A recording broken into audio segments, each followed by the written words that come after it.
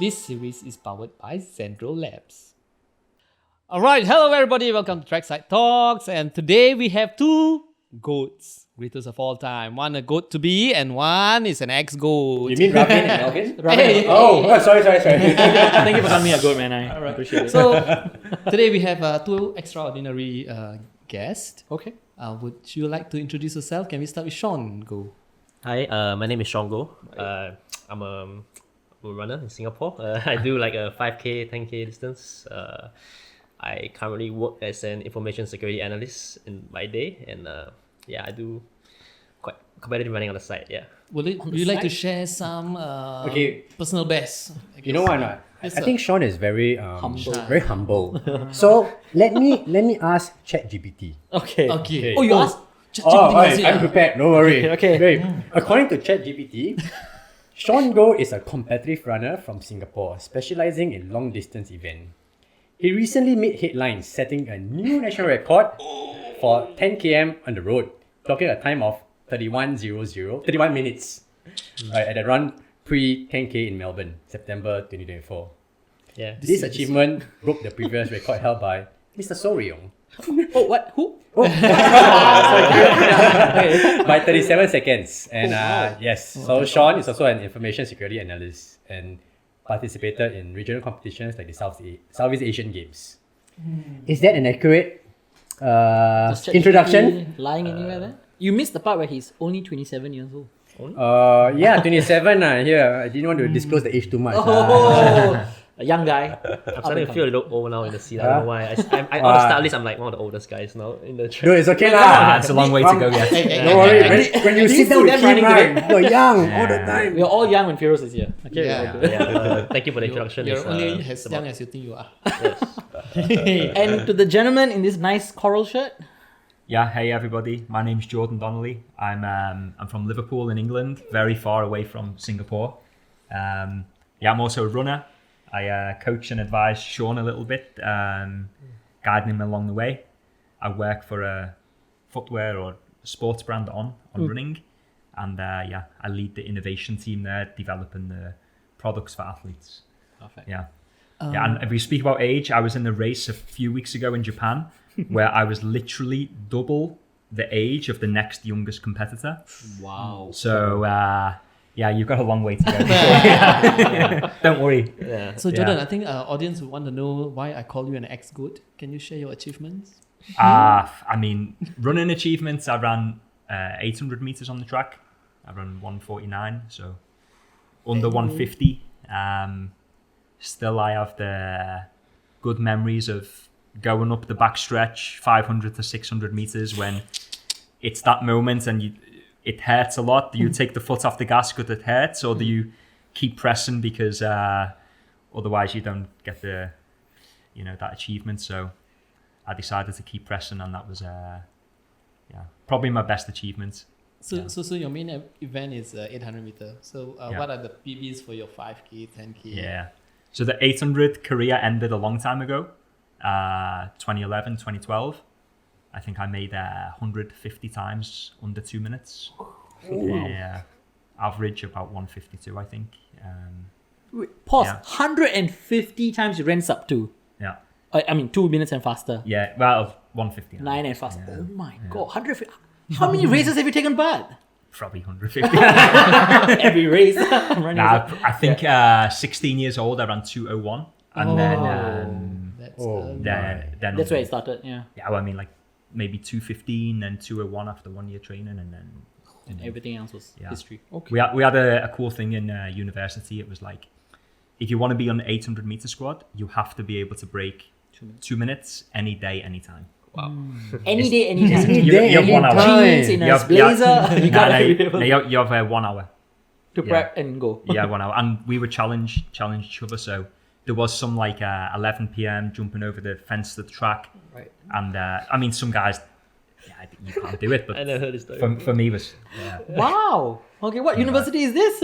I was in London. Okay. in the UK. Yeah. Let's not go there, guys. Long time ago. We won't Yeah. make it. So can I ask, Yeah. when you were clocking that in that I don't know, that era of like sub 2 anytime, any day. Yeah. How many people? How many of your peers are doing that as well? Like we- sub 2. We were like 7 guys in our house, living in our house. Like we were like the middle distance track team, let's say. Okay. Yeah, and it would be like this. Like on Sunday evening, we used to watch like Prison Break. It was like not Netflix. It was way before Netflix. Yeah. It was like on TV, and then we'd go to bed. I don't know, like 10, 11 p.m. And it would always be at like Sunday night, 10 p.m. The guys would have chatted to each other in the day and like pick somebody, and then be like, "Hey, yo, you have 1 hour." Oh, Mamma mia. Get to the track, jump the fence, do your warm up, and then you have to go. No paces. Yeah. Wow. Yeah. Some of them are on Facebook videos. Solo. Okay, but would y'all have guessed that it's coming? Like the Nah, just the you boys. can't. So Just that the- means even like a workout the day before and then next day. Yeah. Well, this was the thing because usually on Monday would be actually a hard training day. Yeah. So it was not nice. Yeah. Yeah. And we were always scared about like the security Right. from the university because like the stadium's like locked at night. Right.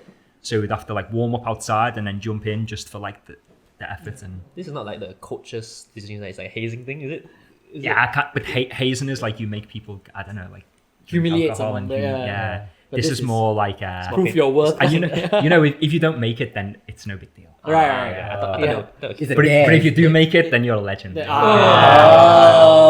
man. Wow. So now we know a new training for 800 meters. Every Yeah. Sunday night, 10 p.m. Put the spikes on, head to the track. Yeah. Okay. Right, starting from Firoz. Hey. Yeah. Okay, now on to Shaun. Shaun, when do you start running?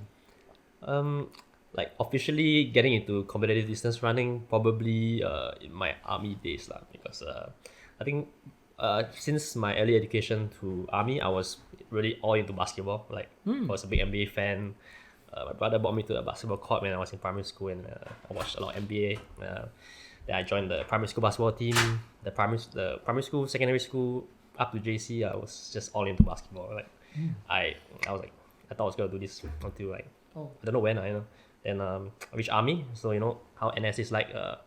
Stay in. You don't have a lot of time to go and play basketball anymore. You know? Right. So doing my nights out, I just started jogging. You know?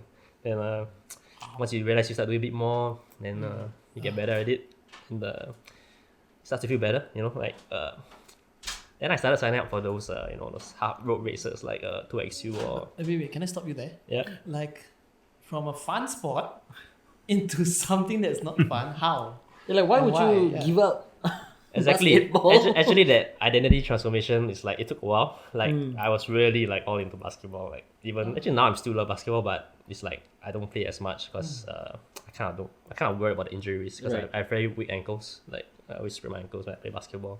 So Isn't that But- usually a joke? Weak ankles. yeah, I got paper ankles. Yeah, they tear very easily. Yeah.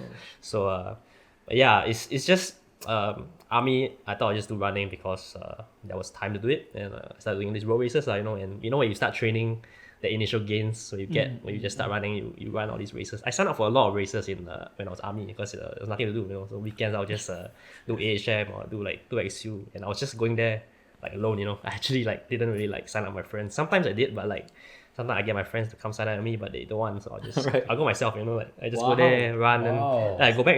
And like usually at the start the timings will just keep improving. But then it's a good feeling. You get the endorphins.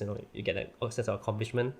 A side note is that in basketball I wasn't that good, so my teams weren't really that great. Like I love the sport, but like didn't have much success in my school days. Like a lot of bad losses. So after army, I went to like National University of Singapore, NUS. Then I thought maybe I knew that by then I didn't think I had the talent to play varsity basketball. So I decided to join the distance team. And, Yeah, Yeah. I remember you, I only know you in the scene when you're in NUS. Yeah. I before that I didn't do like track races. I think I did one, but I was like in the army. There was a SAFSA road race. No, SAFSA track and field is my Navy team. They sent us to do like 5K race. Right. I didn't know what I was doing. I just got there and run. So all this while, you were just training on your own, self-coached. Yeah, I was I was self-coached. I did what I think most new runners do. They YouTube how to improve your 5K PB. How to run. I think your first few searches will come up like Sage Kennedy. You get those first few guys like Right. they teach you run slow to run fast. Like Runner's World article. runners article, Sweat Elite's like paid training plans. You can only scroll a bit of like Beckley's training first week. plan. Yeah. Then you just get a bit of that, and I also that's when I kind of chanced upon like those like people like Ray Yong's profile. That's when I learned about Ray Yong in army. Then he posts his workouts on Instagram last time. Like his Bedok Reservoir workouts, his track workouts, and I will Mimic look at the workout and I will try to like adjust it to me, like do those 400 meter on, 1 minute off, 2 minute off. Then I think I made a joke like 2 months ago. That's the first time I learned the word float rest. That's like what the hell is that? Like recovery is still at a jog. I thought that was like a crazy notion. Yeah. So actually, and he always gives me shit for this, but I look at Let's Run a lot. Let's Run it's like the Reddit of running. Yeah, people just post a lot of passionate runners post there, but there's a lot of nonsense on it. But if you really peer through it, there's actually quite a lot of knowledge inside that site. Yeah. But when you follow this program, right, I believe you already probably read some other articles on training philosophy. I didn't really look at those like formal like Jack Daniels books or those kind of things. I was just pulling here, pulling there, because I also wasn't super all in at the time. I was just doing it. I didn't know. Just testing, like running more. I think when you just run more, you just get better. Like you don't even need to really optimize that much. You just improve. And it just kept going. I think then when I reached NUS, so that's when I decided to join the team and get a coach. I think my first session I went down and I quit. I accidentally like joined the sprint team. Oh wow! Like I went to I joined them for warm up. I did a bit of warm up with them. And I was like, yeah, so this is the distance team. And I was like, no, this is the sprint team. The track guys the distance guys are doing warm up over there. Yeah. They're like, oh shit! Then I just went over. I joined them for my warm up. You feel that the warm up feels different, Yeah. Why the ring spike? So I've been hearing his name popping up when he was in NUS. I was thinking, who's this Shaun Goh? I've never seen him before. Right. Then so when did you, or do you even know that you were going into the higher top. tier? Yeah. So when I joined my university, I don't know what the level of running was. So I just joined. Maybe I could join the team. I didn't think I'll be any good because I think I started pretty late. I was still a newbie when I entered university. So just try out. Then I think the first session they maybe do a 2.4 time trial. Yeah. Then I think I ran like a bit over 8 minutes for my time trial. And it was I was running for the internal NUS team. So it was apparently it was decent enough. So they put me in like the first group of the team, because each training club there's like tiers, there's like different training paces group. I was in that first training group. Then there's this funny story. I don't want to mention the guy's name, but so there was a workout. I think it was like maybe 12 to 15 times 400 on, 400 meter off, and it was like low 80 seconds, and the off was like a jog rest. And then one of the guys in the training group like betting with his friends, we said he would drop out. We said he won't. Nah, he's a cool senior. It's just that like at the time you newbie, okay. like what is this guy gonna do? And I think I did the workout like better than most of them. then it was like ever since then. They changed the impression of you. So I they respected you lah. got a bit more respect from there. And Usually that's the I think they also gave me a lot of shit because I was wearing army shoes back then. I can't remember what's the People brand. with Army army shoes, shoes. stretching game. What's what did the shoes called last time? Saucony, No, Adidas. it was Zoot. Zoots. Yeah. How do you Oh wow. Long story. One time in a job I used to work, the Singapore government asked me to make the shoes, and they showed me some competitors, and one was a Zoot. Oh wow. Yeah. Exactly. Zoot. It was exactly Zoot. Yeah. Wow. Zoot. Yeah. I was wearing Zoots. Triathlon I run remember that. from 15 years ago. And at the time, I refused to believe that shoes really made any difference. Because I don't want to ever feel like this shoe will make me faster, this shoe will make me slower. So if I wear a bad shoe, I'll mentally feel like I can't run faster. So at the time, I didn't want to get any better shoes. I just want to use these shoes. And then I think when I reached races, people were wearing like better shoes. Then they're like this guy, You felt the itch. this guy like disrespectful, wearing bad shoes. Come Zoots and whooping me. yeah. Then I think when I started, when I tried a really good shoe, then you feel the difference in weight. I was like, wow, it's so my shoe is so heavy. My Zoot is so heavy. It's like a brick. When I tried like a proper good shoe for running, yeah. So it was a lot of inexperience when I began my running journey in National University of Singapore. Yeah. And When did you feel that you were like, I'm now on the leading? Okay. So it's a lot of parts into this lah. But my first year, I think I was a decent runner in the local context, but I was in like maybe IVP. I will make the team, but I probably won't compete for medals. which year was this again? 2019. 2019. Okay. Yeah, so I would make like the Sunic team or the IVP team, but I wasn't one of the top guys. I was running like maybe 17 mid for 5K. I was running like 37 minute for 10K. So I could qualify, but I was just like running my own race most of the time. So was probably my initial base fitness and that's what I could run at the time.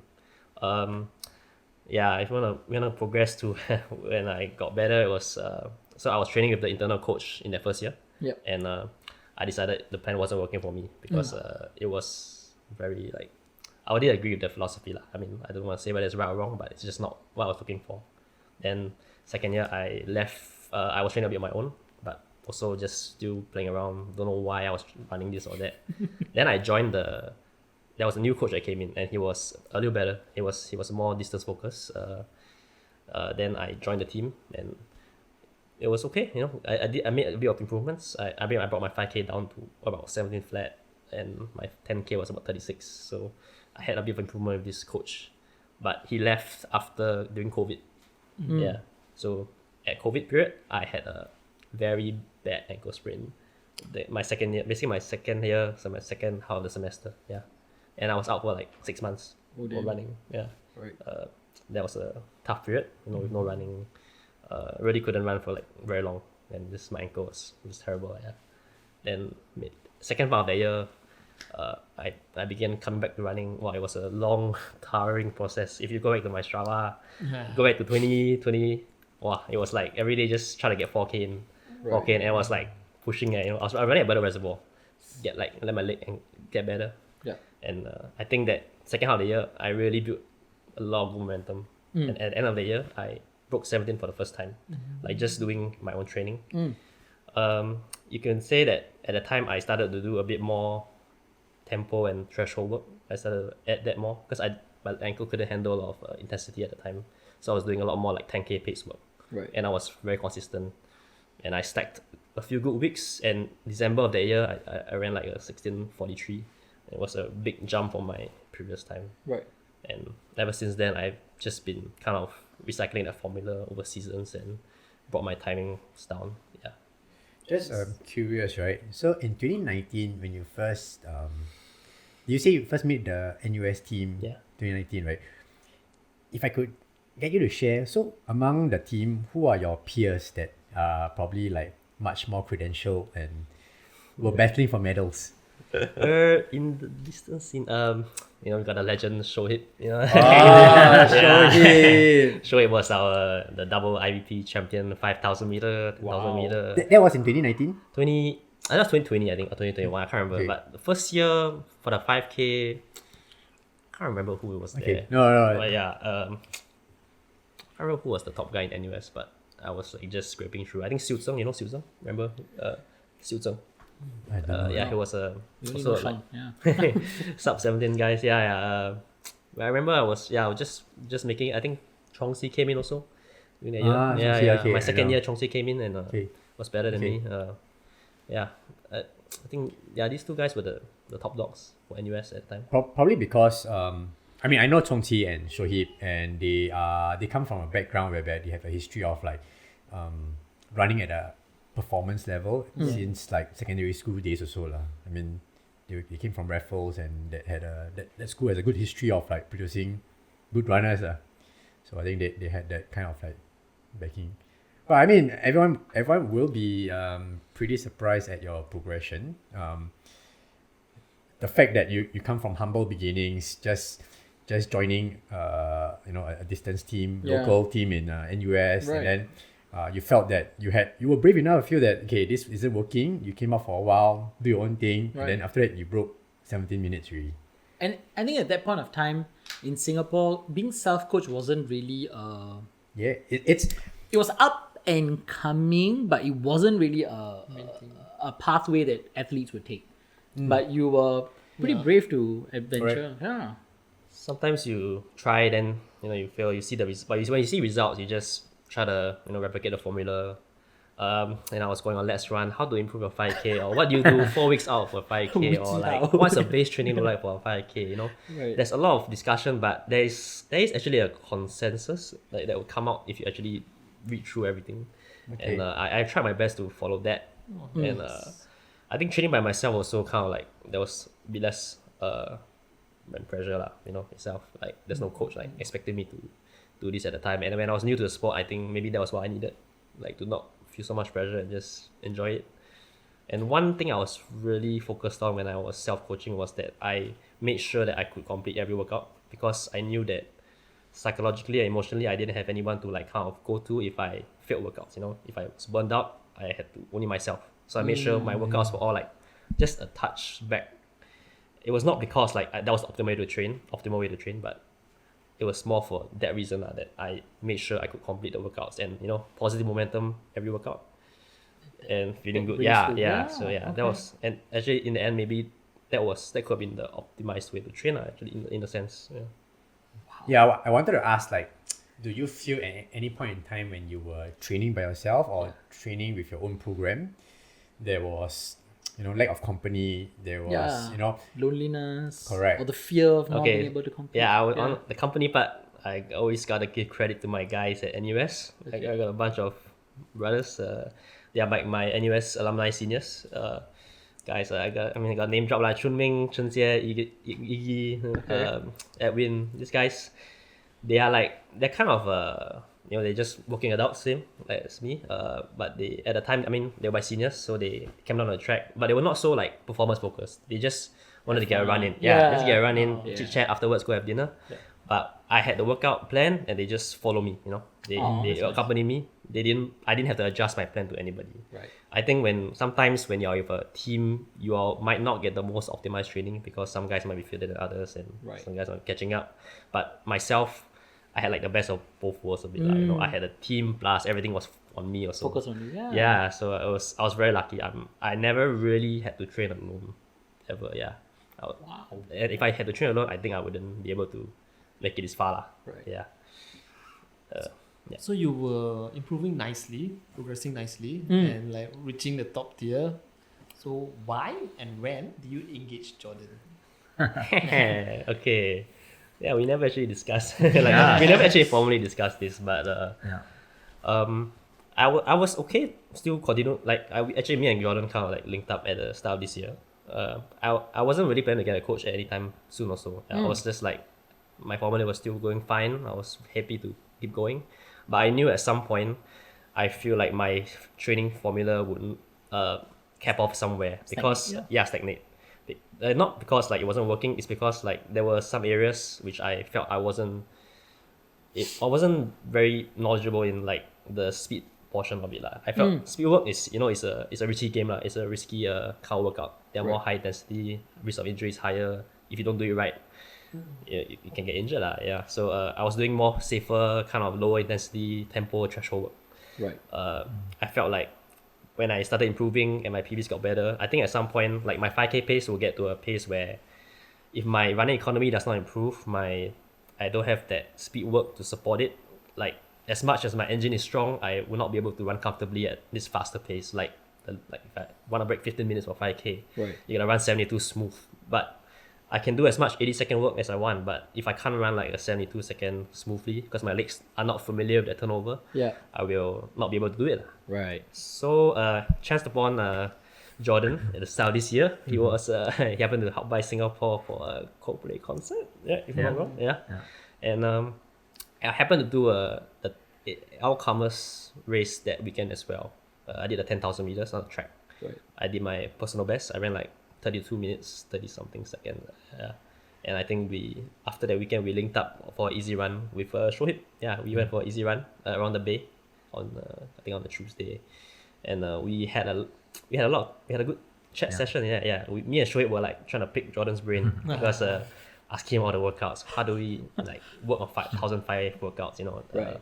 And he was very generous to share with us, the lessons, the stories, and how a training week would look like, and how the structured workouts. So yeah, and I think Jordan flew off that night, and he would generously send a training sample plan for me. Wow. I was honestly surprised, like, because I mean, me and Shoaib after the run, we like noted down all everything to us, we were like, you remember this, we don't want to forget anything, And then he was really nice. He sent me a training plan to follow. It was for 6 weeks, I think. And I didn't think I tried my best. I just followed it. It wasn't like a coaching thing. I'll try this out and see how it goes. Right. And I think just from there, I kind of like updated him how it went. He gave me advice how it went, and I think we just extended it.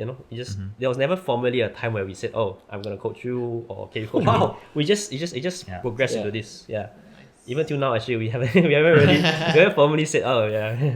But Signed the I think it's been long enough where I think it's You acknowledge each other's ideally kind of a role. ideally I hope it's mutual, but yeah. It's like, wait, who are you? We'll ask him later on. This guy picked me up from the airport the other day. I was like, All right, okay. is he a 2 weeks taxi driver or what? Yeah. He knows all about me. Yeah. Yeah, I mean, like, this guy's been like, we only met once, the whole year, and it's like, it's been helping me throughout this whole year. Like, Yeah, but I seen you before in Latvia in the World Road Running Championship. Yeah. I seen you do the 5K because Kieran Lum, Kieran Lum. He was an exchange student here, right? Yep. Yeah, he's like friend of mine, and he runs for On professionally. He helps us with some shoe design things. Yeah. And he's like, oh yeah, with the Singapore people. I was like, oh, my wife, she used to live in Singapore. Right. A little connection. So I seen you there, and then when we came, we were on vacation in Southeast Asia. We come to Coldplay concert, and one guy, what's his name, Keen. Yeah. Keen's like, oh, I'm doing a track 10K. I was like, oh, I will do it as well. I was like, oh, but that's the same night as the concert. So Run the 10K? couldn't run the 10K. But then I was like, oh, will you win? He's like, oh, no, I won't win. This guy's gonna smash. He will like lap me. I was like, really? Like, but you run like quite good for like He's like, oh no, this guy Shaun. I was like, oh yeah, I remember he did the 5K in Riga. Yeah. And then I seen the time. It was quite obviously humid in Singapore and Yeah. hot, quite windy. Yeah. I think he did like 32:30, 32:40. Yeah. Like solo. I was like, wow, that's like really good. Like, what's this guy do for training? Like, how does he get big improvements? Because I looked like progression and stuff. Yeah. I was like, oh, he just coaches himself. And then I think we had the conversation, and then we went for a jog.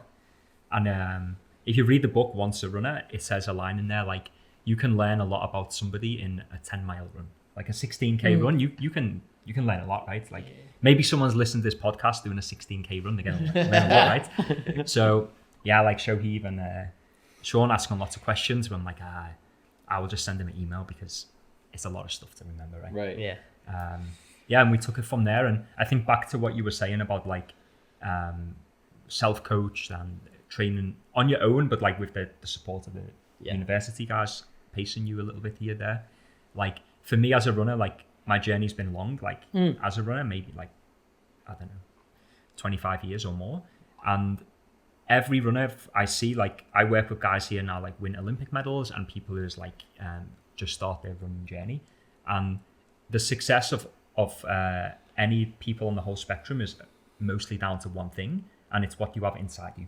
If you have like the passion and the drive inside you, because it gets really difficult at times, it's not easy running, then you can be successful in the sense of you can improve and you can make big jumps if you're persistent. But if you don't have it inside you, if it's just like your parents drop you off and you have to go there because they take you there, like you're not going to sustain long enough to be successful or improve and keep making those forward steps. But with Shaun, I see like you said at the start, he's very humble, and he's like he wants it, and it's like I ask some guys I coach, like at the 32k, 35k in a marathon, there's one question you need to ask. And it's the same question I asked there 500 meters into 800 meters. How much do you want it? It's as simple as that. I thought you were gonna ask like, why am I running? It's the same question. Wrong question. Wrong question. It is. Yeah. It's kind of the same question. same Like, why am I question, here? Or how much do I want it? And if the answer is like, because I kind of enjoy it and I want to be better, Yeah. then it's not easy, but it's easier, let's say. Yeah, and Shaun has the drive and the internal drive because we have to change a few things maybe we can speak about, but the success was only going to come if he wants it, you know. Right. It has to be intrinsic. Yeah, you're absolutely right. 100%. Yeah. And this leads very well into the conversations that we want to have. You know, Jordan, Yeah. we heard a lot from Shaun. Don't worry, we'll come back to you. Yeah. And we also want to hear from you as well. So you guys met in a lovey-dovey Coldplay concert. Just kidding. You guys met post Coldplay concert. You guys had a good run. It was like, I will fix you. Oh, It's like, So can you tell us a bit more about yourself? I know you said you have a 25-year history in running, Yeah. and then now you work for On Running. So running's been like there all your life. Tell us more about how you started running and where you are at the moment. Yeah, so when you're born where I am in Liverpool, you're born, they say there's two things. You're born with the football at your feet, and you're allowed to choose the religion, but you're not allowed to choose the football club. Okay. It's chosen for you. Yeah, You it's yours. what your parents support is what you have to support. So football is like life. It's like what everyone speaks about. It's everyone works in the week to pay the money to go on the weekend to watch the football. It's how it is. Right. So it's the culture. So I played football through high school, college, and then towards the end of high school, I started to do track. Right. Because they said if you want to get better football, fitter, like I played midfield, Right. running a lot, go on track team. So I did this and I started 800 meters, went to college, a lot more 800s, got some good progression. Then I had to work, so study and work in a running store because it was easy to talk about running shoes, you know, just this one's for, I don't know, more cushion, less cushion, lightweight, whatever. We used to have funny games like you had to like who could sell like the most running shoes, whatever, over the weekend. But we used to like who could make the stupidest story to sell to a consumer. Wow. So we used to be like back then it was like always Pro Evo versus FIFA on PlayStation football Precisely, games. yeah. So like we would always the technologies of all the different brands. Yeah. We would just just fake them all. So we'd be like trying to sell to a customer, oh, this has got like the Pro Evo gel and it's got like the X button on there and the triangle button. You know, it's like it's just fun like this. Right. Yeah. So that got me started in working, let's say, in the running industry, and then after college I joined the brand at Adidas, then Puma, and now Adidas again, then On. Working in Vietnam, China, Germany, US, around. And that also allowed me to meet a lot of the world's best athletes and coaches. And I'm like a sponge, so I just like absorb as much knowledge as I can, and you'll figure out in the future how to piece it together, what it actually means, and so on. So I've been on this journey a long time myself as a runner, 800 runner. Now I run some marathons because 800 is really hard as you get older to sustain the speed, the power, let's say. So now I'm running marathons, but parallel to this, I'm like really, every day with like the world's best athletes and coaches, and they're all quite different. And they have different approaches, but they all end up at the Olympics. Right. So there's many different ways to get there. And I had some great coaches along the way, like in high school and college, then a lot of self-coached, and then a lot of professional coaches as well.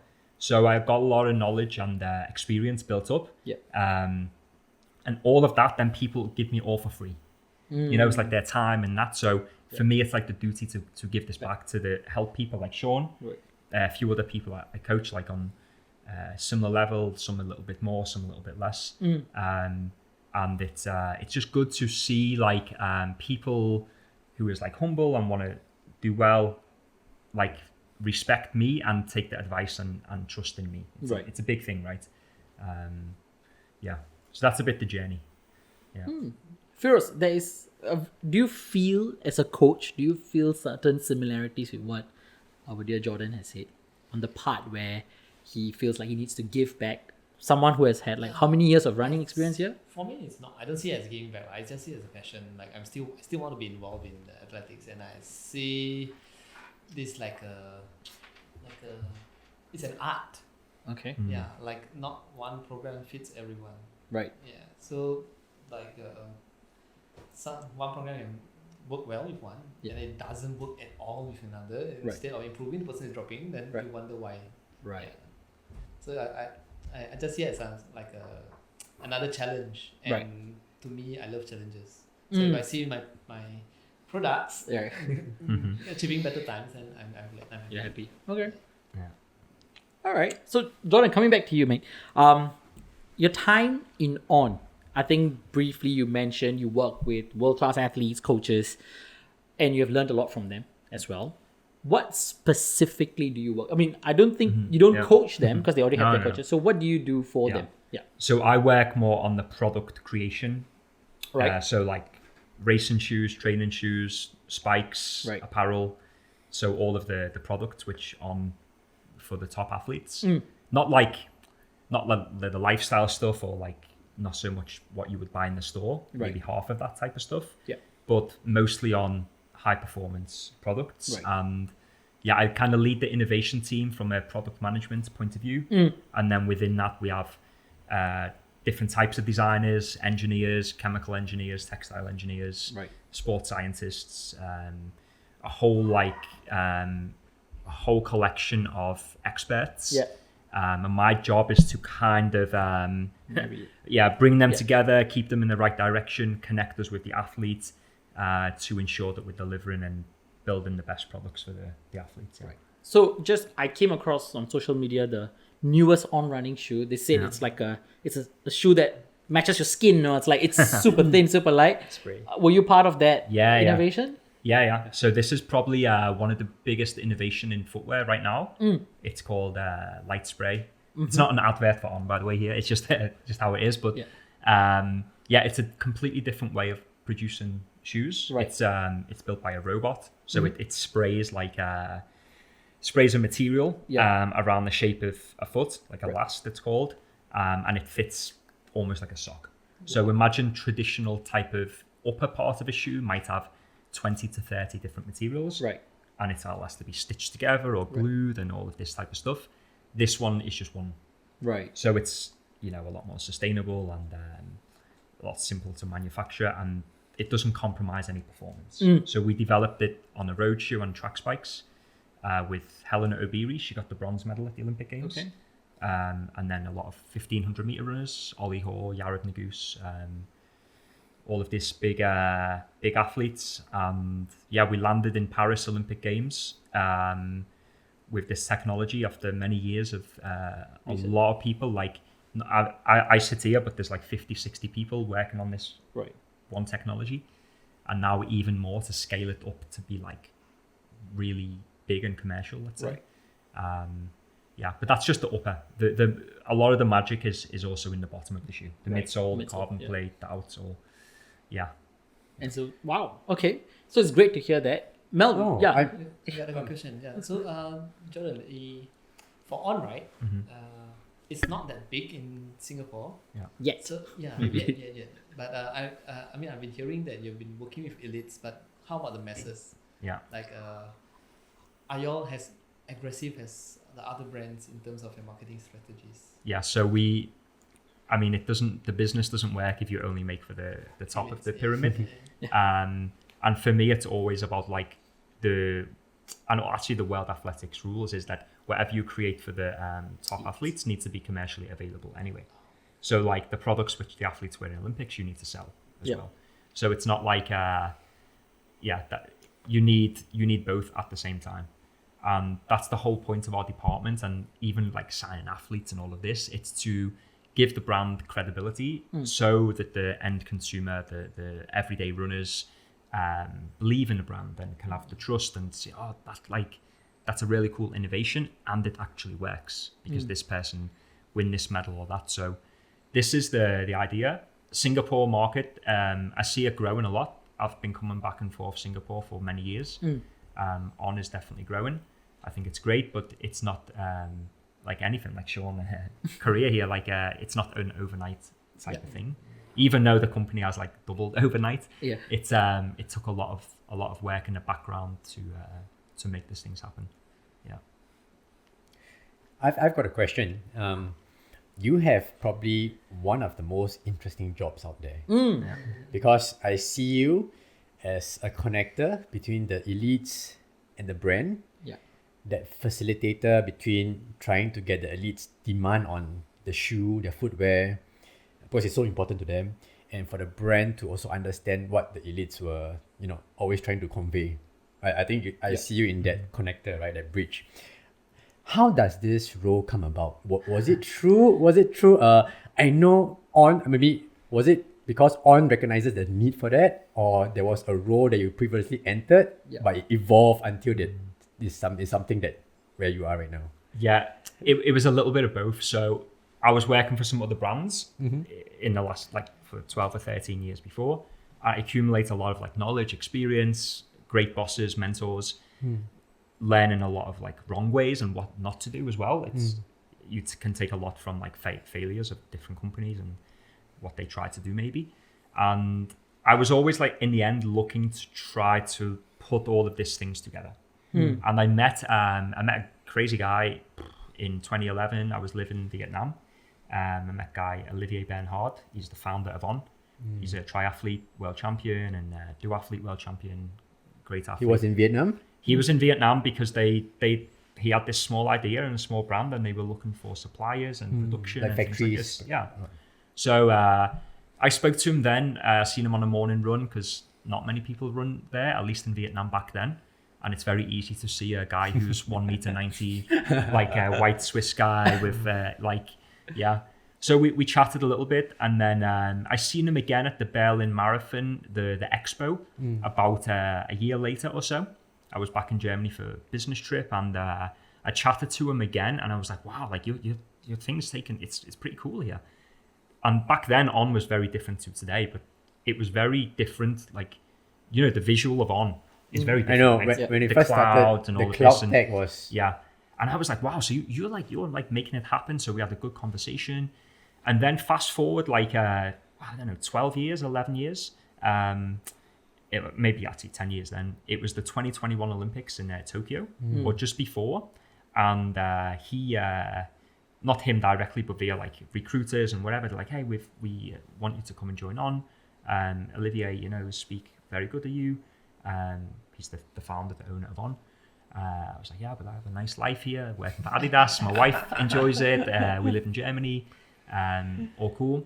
And then they told me about the project, which was to work with some other people and build together this new innovation team, which was responsible to create the products for the athletes. And I was like, oh, this is like the dream platform. Like, because when you go into these big companies, like Adidas then is for 65 years running, like going like a train, like Puma the same, Nike the same. So it's very difficult to change things when in this very established companies. Yes. So this was a platform to start from almost the beginning with this high performance products, and they just signed like 9 months before, like real good top young athletes who just made the first Olympics.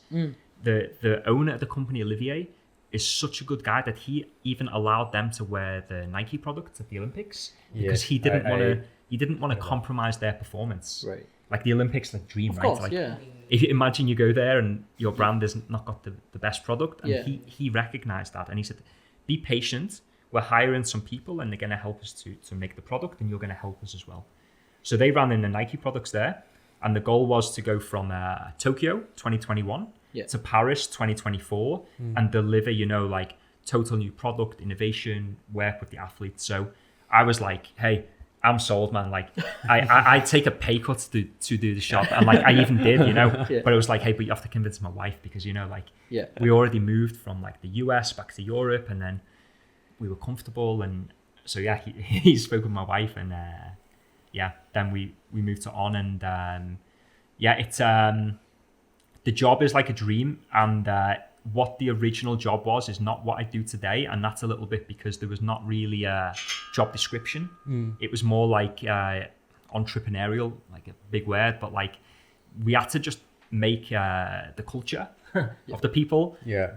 and understand what we're trying to do. We have to make all the processes and infrastructure, that kind of boring stuff, which in reality, if you don't do that, it's going to fail because you need to have direction processes.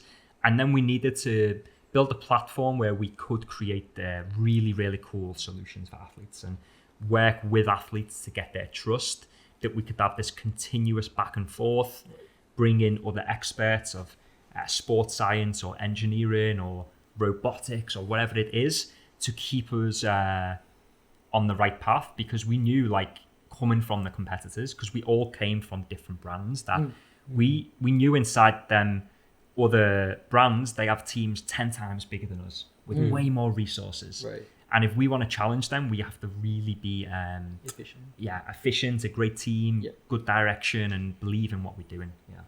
You basically answered my next question. Yeah, which was Because Yeah. I wanted to ask how is On different from the other companies? But Yeah. when I hear about your role being kind of evolved from a established role to something that they recognize a need for, Right. I think it speaks volumes about how they really want to connect to the elite and the brand basically to make sure that the I don't know, the messages are clear, Right. etc. But with regards to like the normal big brands out there, there's always established teams and you do a certain specific job, but they never quite get to maybe the elites want to require something. It's not so nimble. The request doesn't flow through as quickly, or perhaps the right person. Right. So I guess On has done a good job in that. Yeah. I mean, back 3 years ago, On was like, we were about 250 to 300 employees, and now it's maybe 2,000 to 3,000. So it's gone like crazy. So back then it was like, hey, if we want to do it, it was me, a guy, Timon, a designer, and Jonas, an engineer. If it was one of us three guys want to do it, we did it. There's no layers, no ask permission. Where's the budget? Is it the right thing or wrong thing to do? Hey, if us three guys, if we agree, hey, that's what we're going to do. Like, and it was as simple as that. Now it's different because the company is 10 times as big. Yeah. We need more people. We are not the guys with all the ideas. Like, we need people smarter than us. We need, like, I don't know, computational designer building algorithms of how to run a robot. Hey man, I forget my password to the laptop. I'm never gonna write a code on a computer, yeah. But it's in other brands, it's really interesting because they were like overstructured, too many layers, and this product creation teams in other brands is maybe a little bit further away from the innovation team, whereas we set ourselves up inside the innovation team. Like, we were the innovation team. And now other brands are essentially restructuring to copy 100%. So now, like Puma, Adidas, like they now structure like we are structured to do that. So I think that's a really cool thing, because the industry of making footwear has existed for a long time, Right. and it's a very set way of doing it. And we kind of managed to change a bit the process of how you build high performance products to improve athlete performance. Right. Yeah. Wow. It's like a job that all of us would be happy to do. Yeah. No, it's a huge, like, I don't take it lightly. The privilege and the responsibility is really, it's so cool. Yeah. And it won't last forever. That's why I'm so like just there. Living in the moment. Yeah, enjoying. 100%. Yeah. Beautiful. Yeah. So my other question is, now that you've landed in this like dream job, and now Olympics is over, what's your goal professionally in your role right now with On? Yeah. And maybe on a more personal note, what is your goal in terms of your own running? Right now you're venturing into marathons. Yeah. I mean, from On, like, I've with the help of Timon, Jonas, my co-workers on each side, design, engineering, we've hired a lot of people, and our job and our role is to help grow them people, that they can self-sustain and build up and keep it going. Because now we do like running sports, so we do like track, road, triathlon, trail running, but in the future maybe we're going to do like completely different sports, and we can't do it all. So we need to hire people and we need to trust them. So we set in like the process of how we do it, and then it needs to be replicated and improved upon. Right. So yeah, I've got some great people, like a guy Jaime Romo Garcia, like an amazing guy.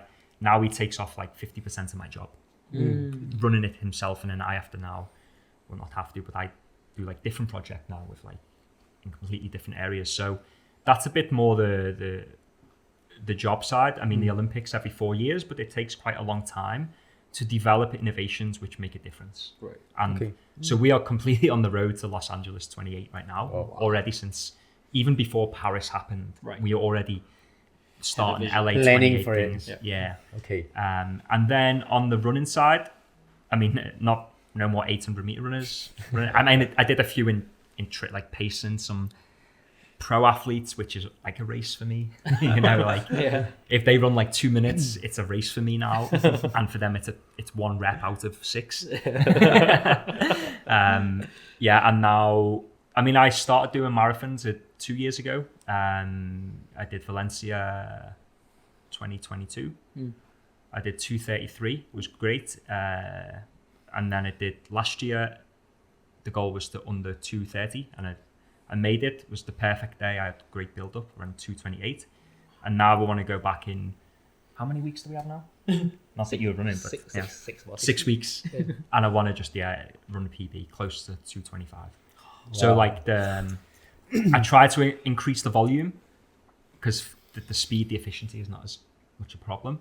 But your speed is still better than a lot, like 90% of people out there, or 95% of people out there. but marathon, it's about, in the end, if you don't do the volume, you're not going to get the results. So I averaged about 75k a week to get 2:28. And like people were like laughing at me, like, man, like how did you do that? Like, dude, I'm like, I wear these big shoes, these huge shoes, and I just bounce down the street. You're doing that? You did 75k to do a 2:28. Yeah. So then, Is 75k or mile? Like, just to be sure, it's k. K is yeah. It's about 47 miles was the average for the 12 week block. This episode, when you release, right? I think 90%, 95% of people will buy On shoes. It's the wrong thing to do. They woke up by half. Everyone's gonna cut. They woke up by half. If you want to do good marathon, don't do 75k a week. You have to do more. Oh yeah, disclaimer. It wasn't a choice. It was just my job is very demanding for travel, and it's difficult to. Old man want to share your mileage? Jordan, I'm a little embarrassed by. So last year I went Valencia. I didn't know Jordan was there as well, but we ran the same marathon. I did my personal best 2:36. I've clocked about maybe 120 Ks. Whoa! Yeah. Right. And Jordan runs 75k and runs sub 2:30. My God. Yeah, but it's not the right way to do it. Okay. And I hope people don't listen who maybe do less than 75. No. The less they do, the better. But I mean, it's I mean, we spoke about it before we had the start of the show here, but like maybe we'll speak later. But the fundamental about the marathon is like it is a very long race where you have to run on the red line. And like me and Shaun, I think we spoke about it. There's a big difference of running a marathon or racing a marathon. And if you run a marathon to complete it, I think it's an awesome achievement. But maybe when you've done that a few times, you probably want to like aim a bit more for a time. And that becomes then when you start to go, okay, now I want to race the marathon and I want to try and hit some splits and I want to run a bit more risky to push the boundaries, To race a marathon, ultimately you need to, the volume aspect is, And in terms of goals, we've been very quiet, but don't worry. We gave Shaun some airtime to. She was thinking of the question. I'm happy to listen to the So how about you, buddy? What's your goal for 2024? And 2025. And 2025. Come on. The year's ending already. I mean, 2025 is definitely the SEA Games year, so it's gonna be in Bangkok. Definitely want to qualify for that as the short-term goal. And Event again? 10k? 5k, 10k. Okay. I mean, I'm not gonna be picky. Whichever I get, I'll do my best in them. But my main goal is really I want to go there and be able to compete. I qualified for Cambodia last year, and it was like for me, it was really a dream come true to be there. But I hope to have higher expectations this time because last year when I was there, I was probably like underprepared. And, when I went there, I saw the level of competition and the level of fitness you really need to be in those races and compete. And I don't want to be like next year just qualify just to be like at the back of the pack. I really want to be there to make some noise and show respect to the competition a bit. Yeah. Be in the mix. Yeah, being in the mix, Yeah. it's definitely more fun than just starting No, the it's race true, and it's then going to the back and chilling. Yeah. We have agreement when they ring the bell. Yeah. He's got to be there. Yeah. All right, with the front pack. Yeah. That's the way. That's the way. So yeah, next year will just be the focus on trying to hit the timings to qualify. Yeah. They're pretty tough. I mean, they are like around our national record standards. So Yeah. hopefully, It's about your level, right? nah, as in like we gotta do some on the track. We gotta get it done. I think maybe a jump away. And once we get there, then we'll work from there and Right. try to improve. Yeah, keep improving. And I'm assuming Jordan will be there with you throughout that process. Yeah. Jordan, have you been to SEA Games? As in like No, what one? I've not. But I used to live in Ho Chi Minh City in Vietnam. I think they had it in I don't know the early 2000s, and I used to train at the stadium where it was. Unfortunately, the track was the same and it was all peeled and curled up. Bits and pieces. But yeah, that's when I first learned about the SEA Games, and then I watched some of them. I mean, it's the races is good, like because the level is quite similar. Like the competitors make it a good race, you know. And I know for like SEA countries, it's really huge. And I meet at some international competitions. I meet the Singapore sprinters who, World Championships, Olympics, and the coach tells me like, yeah, the SEA Games, this is like for us, it's like, you're a hero if you do good stuff there. Yeah. So I appreciate the SEA Games. Yeah, hopefully I can go in the You wanna Yeah. get in the athlete village and get some of the Yeah, he was saying, get the We'll get him there somehow. Somewhere. get that free Thai food at the athlete village would be nice. Yeah. yeah, but we gotta qualify first, you know. Let's not jinx it. Yeah. When is the window for qualification? I believe it's not open yet.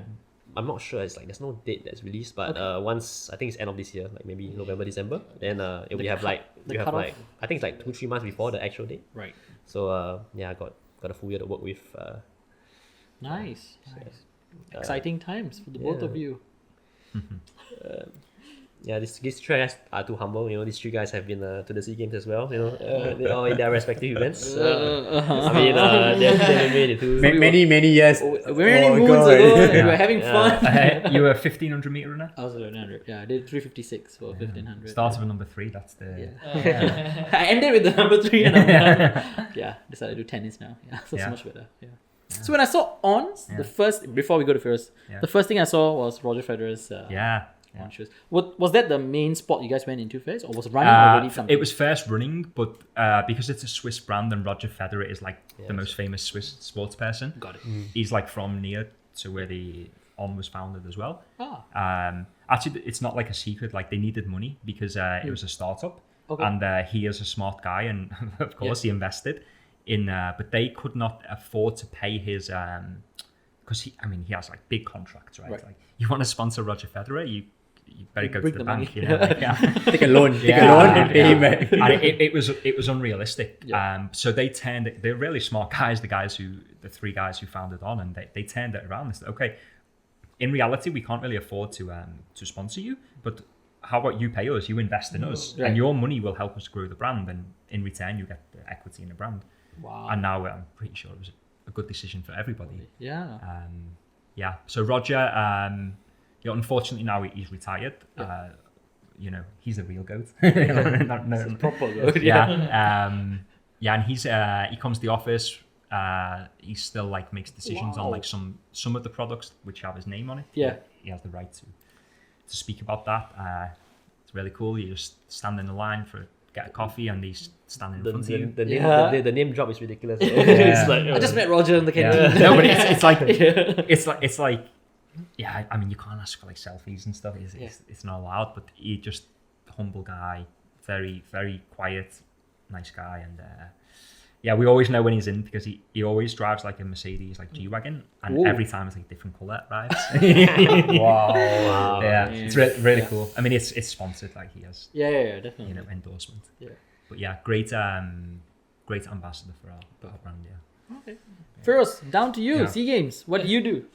942 steeplechase. Yeah, respect, man.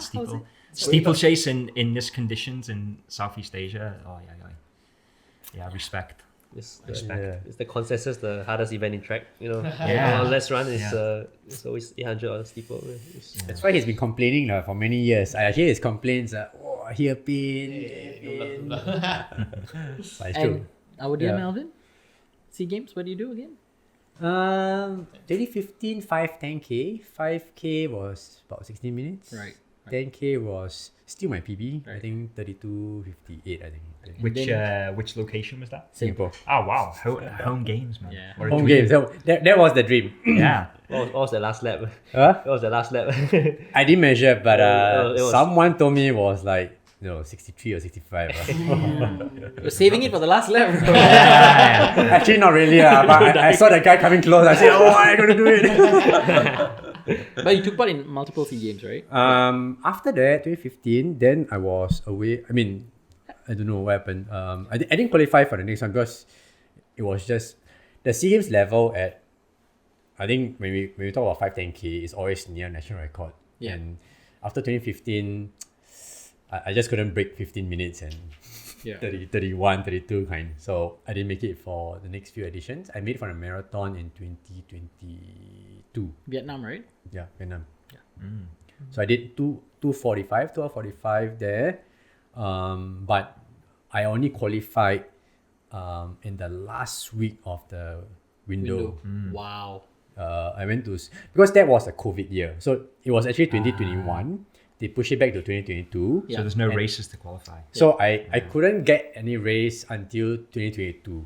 So back then when we saw a window up to like I think end of Feb, then there was this Everybody race. was going for it. There Yeah. was this race that was like just 1 week after Feb. So I just emailed Singapore Athletics whether can they accept if I do qualify, can I accept an entry is 1 week later. Then they said okay, can. Maybe Which at least- race was it? So I went to this race called Castello Marathon in Spain, but it's 1 hour drive away from Valencia. Okay. Yeah. It's a small race, but apparently it is World Athletics Section. Yeah. bronze. I don't know, bronze or like some kind of labeling. And then the race director made it. It was very proud because apparently that year where I run in, the female set the world record 10K. Wow. 10K world record road Wow. there. So it was a 10K and there was a marathon. Right. Amazing. Yeah. So yeah. Other than that, I'm here now. in the Singapore news, they say female breaks marathon 10K world record, and underneath Melbourne qualifies. Exactly. That's how the news works. Yeah, but it was very nice because when I emailed the event director to see whether I could take part and all, because I think that during that time Europe was just starting to relax on the COVID Measures, rules. yeah. Yeah, so I don't know whether I need any certification to prove that I took 2 jabs, vaccination, things like that. So there was a bit of like administration to iron out. But yeah, it was good. Hey, now we're all here. Yeah, all here. Beautiful. Yeah. Yeah. I think that's a good session. Yeah. I learned a lot from Yeah. Shaun, Yeah. from Jordan. Thank you for your time here. Really appreciate it. Any Yeah. last words to our audience? Oh, actually, Yeah. I don't know whether you have any questions for us. Yes. We asked you too many already. Yeah. How do you see? I mean, Shaun as like an internet coach who's now real. Internet coach. Internet coach. And in Singapore, I see like even some local races. I see like a lot of enthusiasm for athletics and road running. Like, how do you see it growing up? Because I've seen like some 800 guys running fast over in Japan.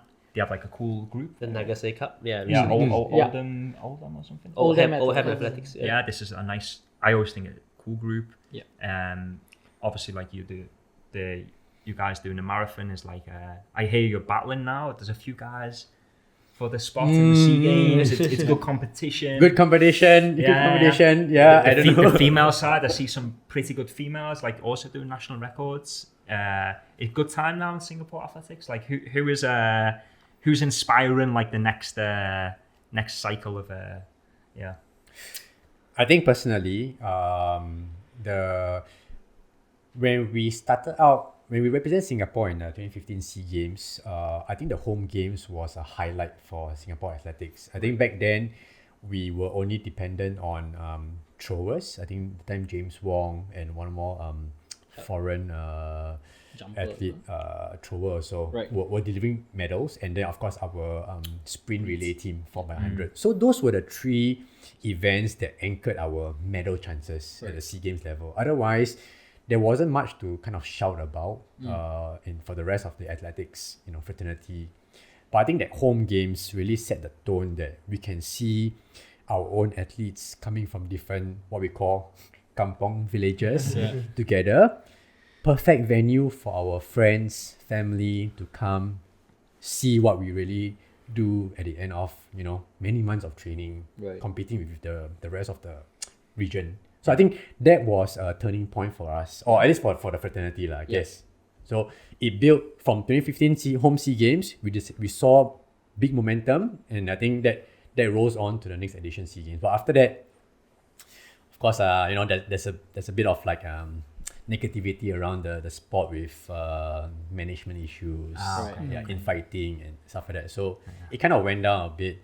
But when I guess Shanti Pereira, the sprinter, 200 lady. emerges out, she's always good at the SEA Games level. She's like, she won gold in the 200 meter in 2015. Yeah. And then at the Hanoi SEA Games where I competed as well, she also won gold again, and then continued her rise from there. I think that's where we saw that people who are not athletics fans are starting to pay attention. I think that's where we see that, okay, we've got a role model there.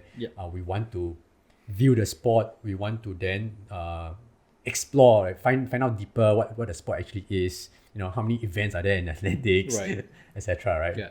Yeah. So I think that from that time on, it grew lah. But also timed well nicely because we also have new management. Very, very, I would say, commercially very very savvy. They're able to then we always depend on like the government funds for running and operating our association, but I think these days the new management always think about how to tap on private sector, how to leverage on like synergies across different sports. Actually, when I went to the Vietnam SEA Games, the president came along with us on the same flight. Then on the bus where we have other sports, right? He even talked to other sports. So basically, he would say, hey, to the wrestlers, because there was some wrestling. Come and watch the athletic. No, come and watch. Yeah. When you're done with wrestling, come and join our throws. Yeah. So there was an element of hey, actually you can help, build our pipeline for throwers. So he was thinking of all that already, and was just socializing around us. When I just had a view next to him, right? I saw, wow, that's what he's doing. So really awesome, I guess. Yeah. So I guess right now, Singapore athletics is in a good state. Yeah. And we've got good financial support, with the funding. We've been through times where the association just choose the people to go and represent Singapore in certain competitions. We never know the reason why. Yeah. Sometimes we get blindsided. Oh, I didn't know there's this competition. Oh, this guy is going. But I think on top of Shanti, the other name might be controversial. Rayong, Yes. Yeah, I think he, as much as people have two sides of the coin in his controversies and stuff, but he has brought a lot of light to athletics. Yeah. And that has also gotten the country in general to move in a certain direction as well. So I think that's another name that we can't Yeah, forget. Rayong is like our the And kind he of does like distance, like distance marathon stuff. So Yeah. a great spokesperson Yeah. for distance running as well. That's good. Anyone push the bar up is good. Yeah. But as a whole, I would say the distance running is up and coming. A lot of young ones hitting Interesting. timings that back then not many able to hit. Let's say for 10K, right? Many are struggling at 35, 34. Yeah. But this time around, a whole bunch are doing 35, 36. Yeah. We have John and Shaun as well, already hitting 31. Yeah. Even low 31s and 32s, which I think in the last 5-7 years, aside from Rayong and Mok, Yeah. there were not a lot of Precisely. people Yeah. in that. There were some that touches the 32, but not consistently Correct. at that level. So Precisely. it's very heartening to see young ones are coming up. Get some more guys to follow you on the track. Yeah. I mean, We can do The more the 100 better. meters, he can do 200, 400, and should be able to pace it with one set. I always say it's not rocket science, you know. yeah. I mean, the more of us there, the more we can push up, right? You know, it's not- Yeah. You don't have to kill yourself going too hard. Just build up the volume, get good threshold work, yeah, it's learn how to run not fast. rocket You science, can yeah. pull along tracks, man. Tracks athletic. Yeah. Actually, I feel that once we've got a group of, I think the maybe the thing that's missing right now that will help lift up the distance running a bit more is that we get people of like somewhat similar abilities to come together lah. I think once you start sharing that session together and running, it's easier lah to go through. You don't feel like you're alone in that, Yeah. or you have to push through on your own. Absolutely. All right, cool. Cool. Yeah. Perfect. Yeah. Thank you, boys. Thank you. Thanks Thank Yeah. you, Good both of fun. you. Yeah. We will catch you guys real soon. Yeah. Looking forward to seeing you on social media. Whatever. Hoping to hear for good news in 2025. Okay. Yeah. Before you wrap up, Shaun is going for his half marathon end of this month. Whoa, So we're where? going to send his Wait. End of this month is when? The release of this episode is. Oh yeah. Time They stamp. cut- they cut- Sorry. But Might have happened already. when are you going? Just for us to better know when. October 27th, we're Okay. going to Valencia for the half marathon. Wow. No. Yeah, I went last year with Rayong. Managed to break 70 minutes.